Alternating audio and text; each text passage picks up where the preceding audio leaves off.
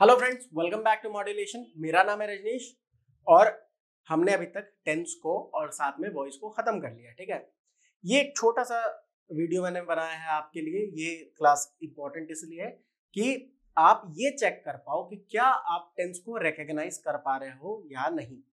मैंने कुछ questions curate किया आपके लिए। आपको बस ये बताना है कि can you recognise the tenses और नॉट। ठीक है, आपने अभी तक उसको रिवाइज कर लिया होगा। आई होप, मैं बार बार बोलता हूँ, रिवीजन इज द की।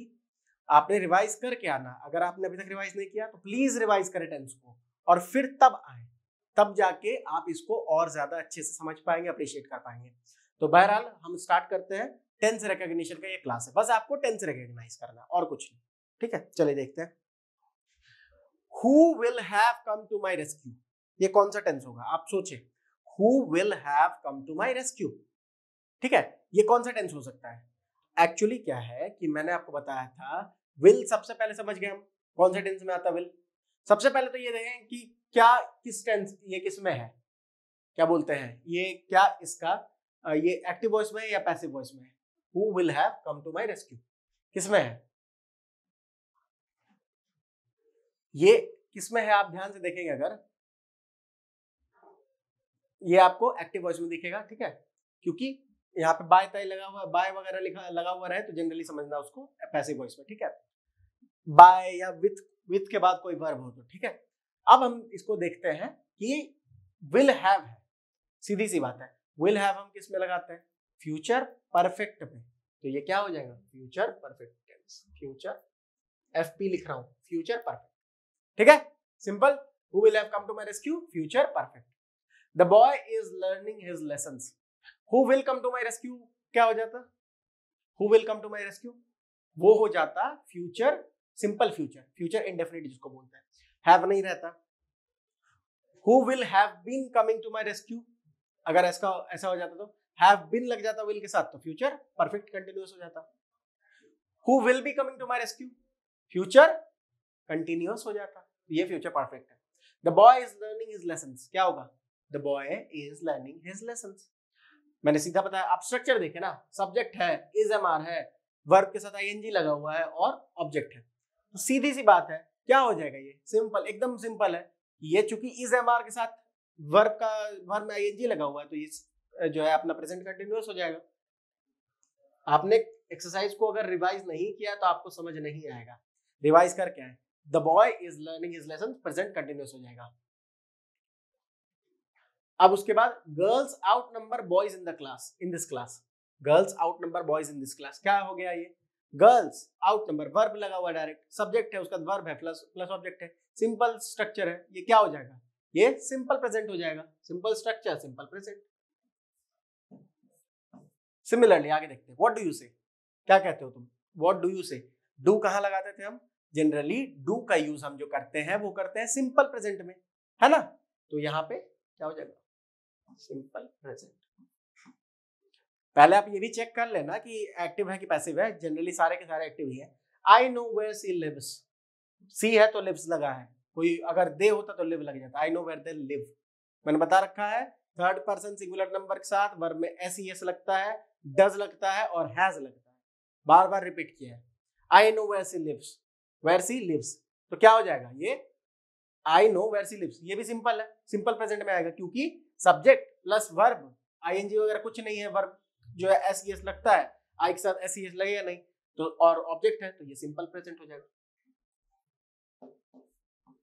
देखिए ना, मुझे पता है वह कहाँ रहती है, कहाँ रहती है, कहाँ आता है, सीधी सी बात है, सिंपल में आता है।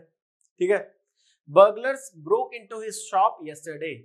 ठीक है, burglars broke into his shop yesterday क्या होगा? ये सीधी सी बात है, ब्रोक, ब्रेक का पास्ट टेंस है और पास्ट टेंस में अगर वॉज वेयर लगा रहे तो पास्ट कंटिन्यूअस चला जाता है, हैड लगा रहे तो पास्ट परफेक्ट चला जाता है, हैड बीन लगा रहे तो पास्ट परफेक्ट कंटिन्यूअस चला जाता है। ये तीनों नहीं है, डायरेक्ट V2 है तो सीधा मतलब सिंपल पास्ट, सिंपल PA लिख रहा हूं सिंपल पास्ट के लिए। ठीक है, समझ आ रहा होगा आई गेस।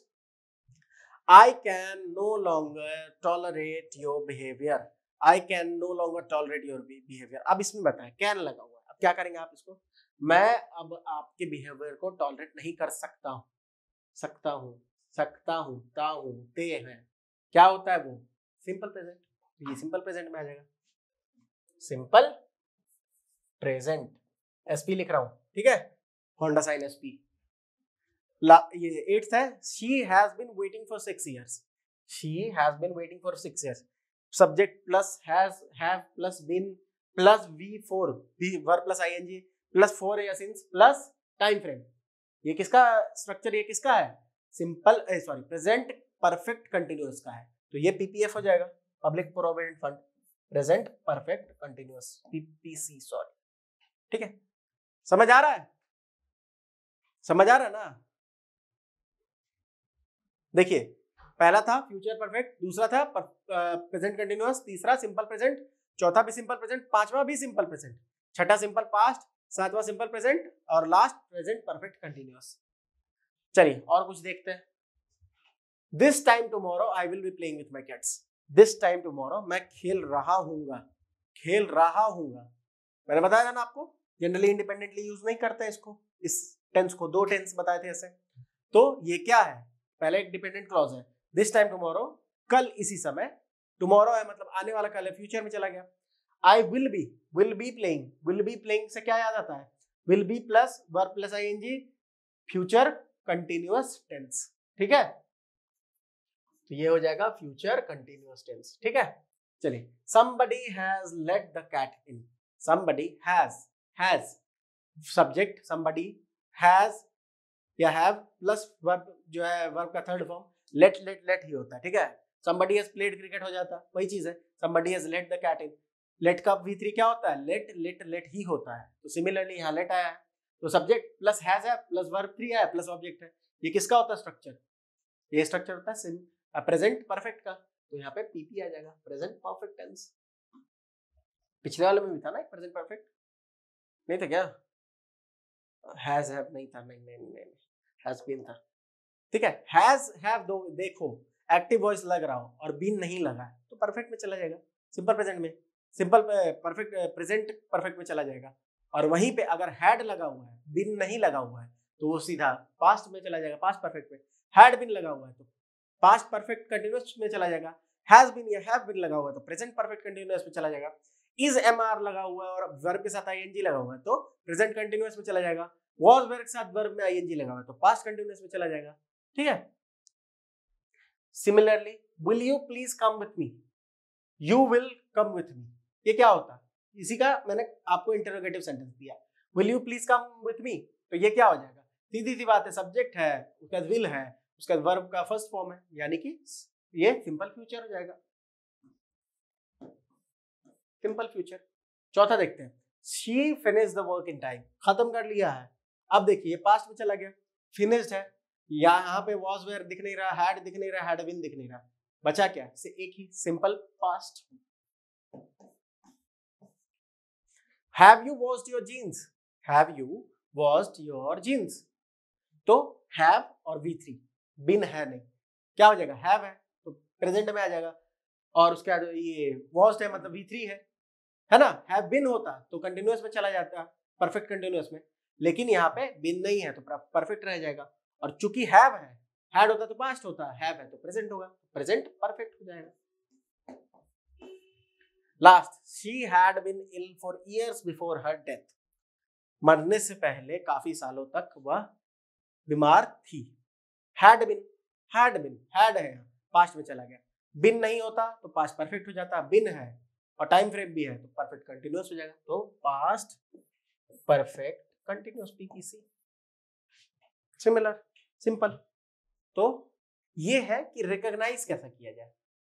आपको सिर्फ क्या करना है, स्ट्रक्चर देखना है। देखिए सीधी सी बात है कि अगर आप देख रहे हो कि सब्जेक्ट है, वर्ब है, ऑब्जेक्ट है, सिंपल पास्ट में चला जाएगा। सब्जेक्ट के साथ इज एमआर देख रहे हो और वर्ब में आईएनजी लगा हुआ है, देखिए V3 होगा अगर इज एमआर के साथ तो पैसिव हो जाएगा, याद रखना। वर्ब में आईएनजी लगा हुआ है और ऑब्जेक्ट है या ऑब्जेक्ट नहीं भी है तो ये कंटिन्यूअस में चला जाएगा, प्रेजेंट कंटिन्यूअस में चला जाएगा। सिमिलरली सब्जेक्ट है, हैज हैव लगा हुआ है और V3 है, कहां चला जाएगा? ये परफेक्ट में चला जाएगा, प्रेजेंट परफेक्ट में चला जाएगा। सब्जेक्ट है, हैज हैव है, बिन है, सॉरी अच्छे से, has have plus been, verb में आईएनजी लगा हुआ है और टाइम फ्रेम है, फॉर या सिंस और टाइम फ्रेम, तो ये कहां चला जाएगा,